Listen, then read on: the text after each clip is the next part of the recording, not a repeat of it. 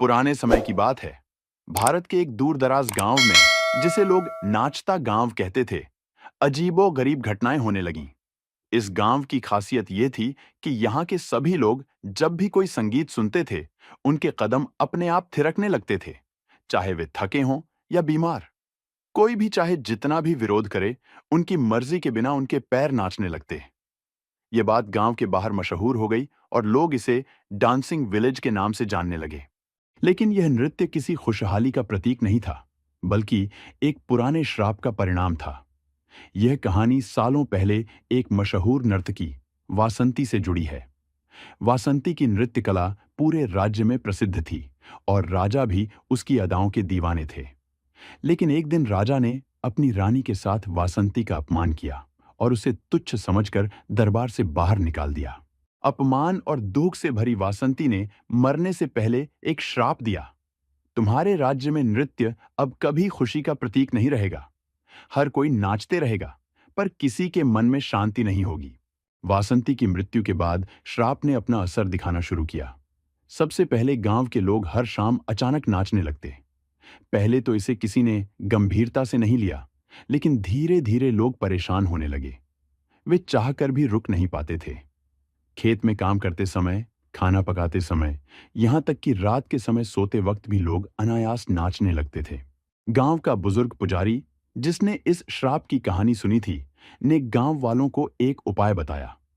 श्राप को हटाने का एक ही तरीका है, वासंती की आत्मा को शांति प्रदान करो।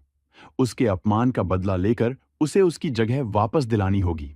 गांव वाले हैरान थे कि वासंती की आत्मा को कैसे शांति दी जाए।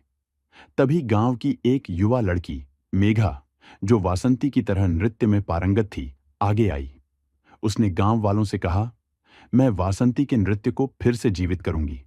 उसके अपमान का बदला लेकर उसकी आत्मा को शांति दिलाऊंगी। मेघा ने वासंती की पुरानी कहानियों और नृत्य शैलियों को सीखना शुरू किया। वह हर रात वासंती के उस पुराने महल में जाती, जहां उसे राजा ने अपमानित किया था। एक दिन उसने देखा कि जैसे ही वह नृत्य करने लगी, महल की दीवारों से धीमे धीमे संगीत की धुन बजने लगी। वासंती की आत्मा ने मेघा के नृत्य में खुद को महसूस किया और संगीत और नृत्य के माध्यम से संवाद करने लगी। वासंती की आत्मा ने मेघा से कहा, यदि तुम इस श्राप को तोड़ना चाहती हो, तो तुम्हें राजा के वंशज से मेरी बेइज्जती का बदला लेना होगा। मेघा ने वादा किया कि वह यह करेगी। अगले दिन गांव वालों ने राजा के वंशज को बुलाया और उसे वासंती के अपमान की कहानी सुनाई। राजा के वंशज ने अपनी पुरानी गलतियों के लिए माफी मांगी और वासंती की आत्मा से प्रायश्चित की विनती की। मेघा ने वासंती के अंतिम नृत्य को प्रस्तुत किया और जैसे ही उसने अंतिम कदम पूरा किया, अचानक हवा में एक अजीब सी शांति फैल गई। गांव के लोग नाचना बंद कर चुके थे। वासंती की आत्मा को आखिरकार शांति मिल चुकी थी।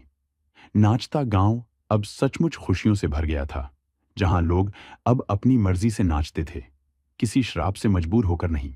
इस प्रकार डांसिंग विलेज का श्राप टूट गया और गांव में फिर से खुशियां लौट आईं। लेकिन इस कहानी को सुनने वाले जानते थे कि यह सिर्फ एक श्राप की कहानी नहीं, बल्कि इंसान के कर्मों की एक यादगार मिसाल है।